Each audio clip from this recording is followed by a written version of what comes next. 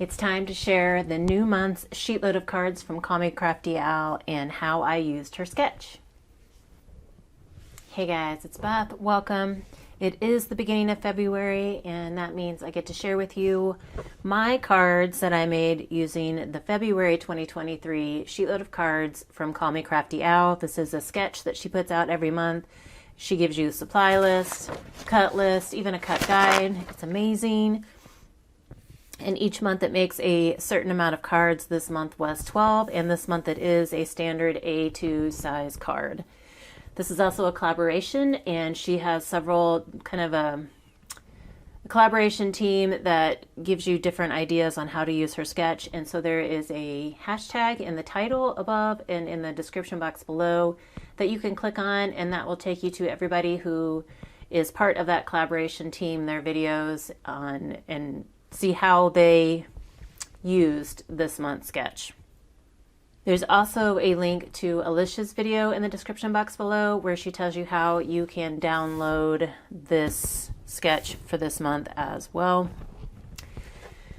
So it makes a big amount of cards this month, and so it called for two 12 by 12 pattern papers plus all the cardstock that you need.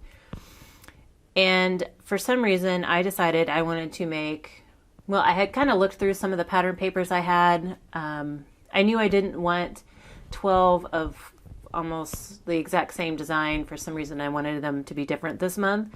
So I had looked through some of my double-sided paper and nothing really called my name. So I decided to make it hard on myself and use scraps. So I've been trying to use scraps more, trying to get through my scrap stash anyway.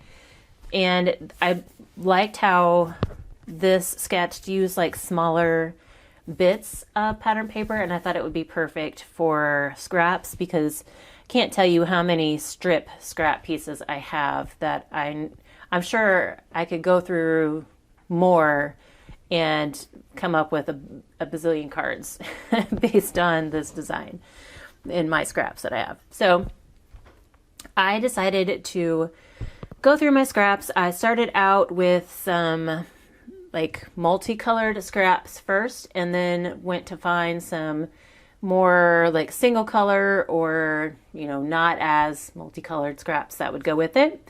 So I'm going to show here the scraps that I picked out, and they do look kind of like just a random mess of scraps, but I did kind of pick them like they are kind of paired together with what they go with.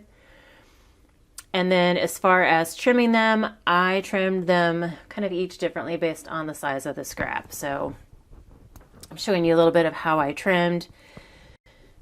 And then since that wasn't hard enough, going through and finding scrap pieces of pattern paper that worked together, I decided I was also going to use scrap cardstock. So I went through and found cardstock pieces that I could use for mats, like on the strips, and for this mat here on this main focal point.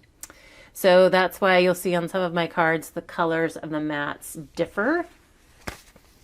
But here are my cards. So again, they're all slightly different. I used 3 different sentiments, and then some of them I ended up adding some embellishment to if that top part was kind of on the plainer side. I have like happy birthday, a warm hello, and like this it's not really cardstock, but it's not a pattern, but it has like a slight texture, almost like a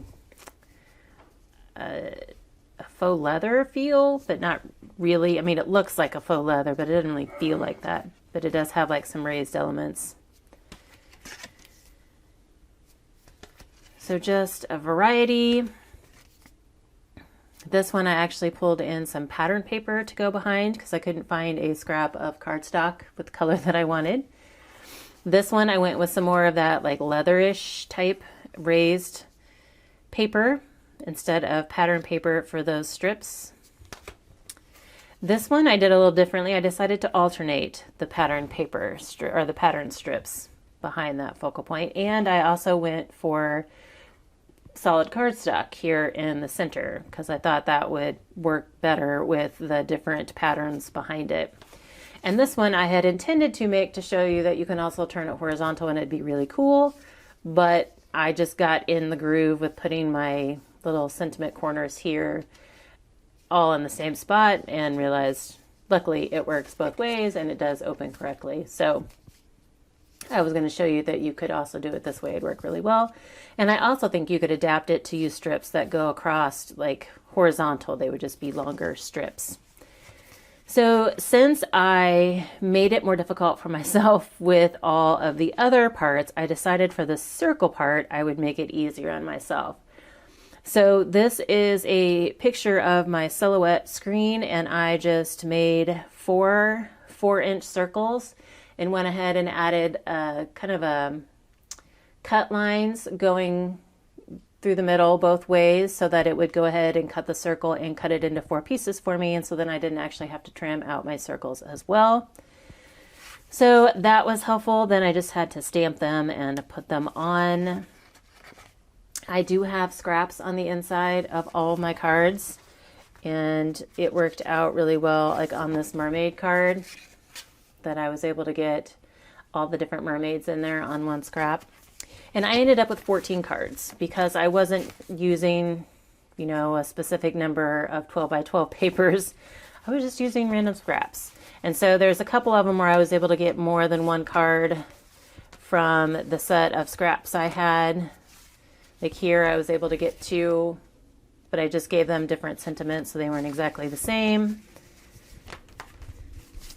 But I followed the sketch as far as the design. It's just the different types of paper I used is how I varied from the sketch this month. But again, I think this is a great sketch to use with scraps. So I've got kind of a collection of her sheet loads that are great for scraps, because if you follow me, you know I'm always trying to find ways to use up scraps, whether it's just my general scraps from past projects, or if I'm working on a pad projects where I'm trying to use up the whole pad, I always want to use the scrap. So hopefully you guys got some good inspiration on how you can use some scraps for this month's sheet load. And the wonderful thing about this collaboration is between all of the collaboration members, we all do something slightly different. So you'll get slightly different inspiration from every single one of us. And I love that, because there's times where I was like, oh, why didn't I think of, I didn't think of that. That would be a great idea. So hopefully if you guys go through the collaboration list, you'll get even more inspiration. And I thank you guys so much for your time today and hope you all have a very crafty day.